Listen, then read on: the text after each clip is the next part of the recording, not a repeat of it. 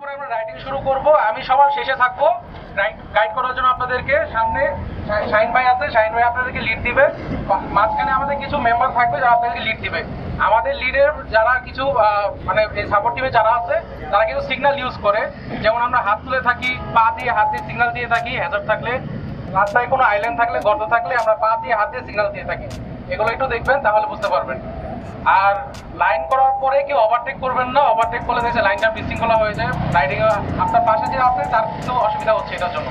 তো এই বিষয়গুলো একটু খেয়াল রাখবেন। আমাদের মূল কনসেপ্ট যেটা থাকবে সেটা হচ্ছে আমরা সিঙ্গেল লাইনে যাবো এবং সিঙ্গেল লাইনে আসবো। তো আমরা এখন একটা ছবি তুলি, তারপর সবাই আমরা নিজ নিজ গাড়ির সামনে দাঁড়ায় যাবো। হ্যালো বন্ধুরা, কেমন আছেন সবাই? আশা করি সবাই ভালো আছেন। নতুন একটি ভিডিও নিয়ে আপনাদের সামনে উপস্থিত হলাম। আজকে আমরা যাচ্ছি গাজীপুর রস ট্যুরে আমরা বাইকার গ্রুপের সাথে। তো এইখানে মোট 100+ বাইকার আছে আমরা। তো সবাই সারিবদ্ধভাবে লাইন আপ করে এইখান সংসদ ভবনের সামনে থেকে আমরা গাজীপুরের উদ্দেশ্যে রওনা দিলাম। তো চলেন যাই, আর যাওয়ার সময় রাস্তার কিছু ভিউ আপনাদের দেখানোর চেষ্টা করব। আর অবশ্যই রাস্তার কিছু নিয়মকানুন এবং আমরা বাইকারের গ্রুপের সাথে যে ট্যুরটা হলো সেই ট্যুর সম্পর্কে আলোচনা করব। তো ধন্যবাদ সবাইকে, সম্পূর্ণ ভিডিওটা অবশ্যই উপভোগ করবেন। আর যারা এখন পর্যন্ত আমার ইউটিউব চ্যানেলে সাবস্ক্রাইব করেন নাই, অবশ্যই সাবস্ক্রাইব করে দিবেন এবং বেল বাটনে চাপ দিয়ে দিবেন। আর আমার ফেসবুক পেজেও আপনারা ফলো দিয়ে রাখতে পারেন। আমার ফেসবুক পেজেও আপনার এই ভিডিওগুলো পেয়ে যাবেন। তো ধন্যবাদ সবাইকে, চলেন যাওয়া যাক।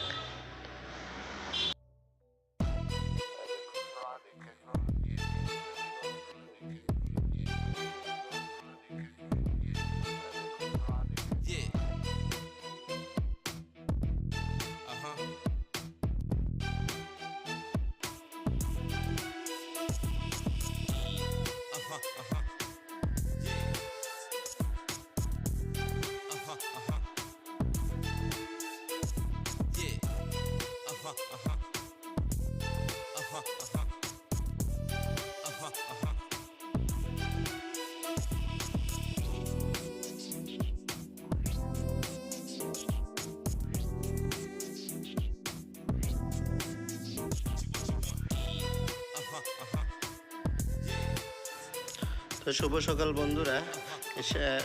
রাতের অন্ধকার পার করে আমরা সকালে ভোরের আলো দেখতে পেলাম।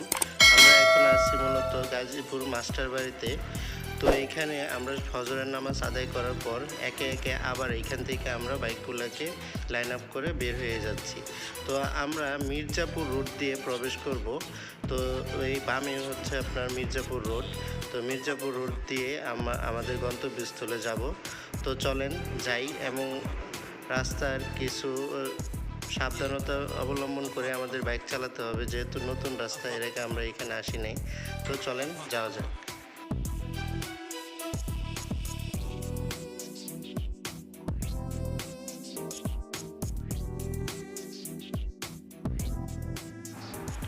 তো বন্ধুরা, দেখতে দেখতে আমরা প্রায় কাছাকাছি চলে আসছি। আর গাজীপুর এর একটি আপনার সৌন্দর্য হতেছে আপনার শালবন। তো এখানে আমরা রাস্তায় মির্জাপুরের রোডে ঢোকার পরেই শালবন দেখতে পাই। তো খুবই সুন্দর। তো আপনাদের সাথে কথা হচ্ছে একেবারে গন্তব্যে যাওয়ার পর।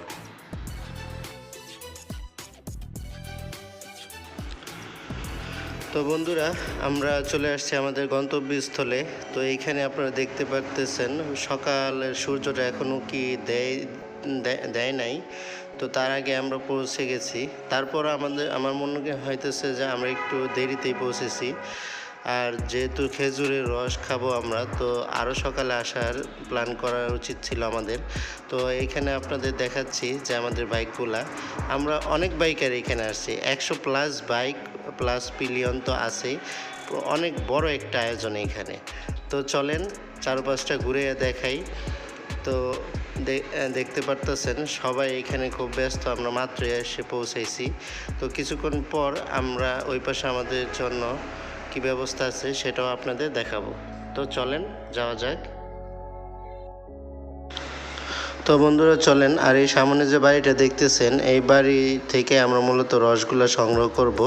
আর এই বাড়িওয়ালার সাথে আমাদেরকে রসের কন্ট্যাক্টটা দেওয়া ছিল, সবাই আমরা অ্যাড হয়েছি। তো এখানে কিছু ছবি টবি তুলতেছি। আর ছবি তোলার পর এই পিছনের সাইডে আমাদের জন্য যে রসের আয়োজনটা করা হয়েছিল, মূলত এইখানে ফাঁকা একটা জমি ছিল। তো এইখানে আমরা সকালে রস খাই এবং সকালে নাস্তা করি, প্লাস এইখানে মাঠাও খাই। আর এইখানেও 2টা খেজুরের গাছ আছে। আর আমরা এখানে সিরিয়াল ধরে দাঁড়াই, তা টোকেন নিয়ে, যার যার হাতে টোকেন নিয়ে দাঁড়াই। কারণ এতগুলা মানুষ সিরিয়াল মেনটেন না করলে হয়তো বা বিশৃঙ্খলা তৈরি হতে পারে। তো এখানে কিছু অপেক্ষা করতেছিল, সকালে রৌদ্রটা শরীরে লাগানোর চেষ্টা করতেছিল।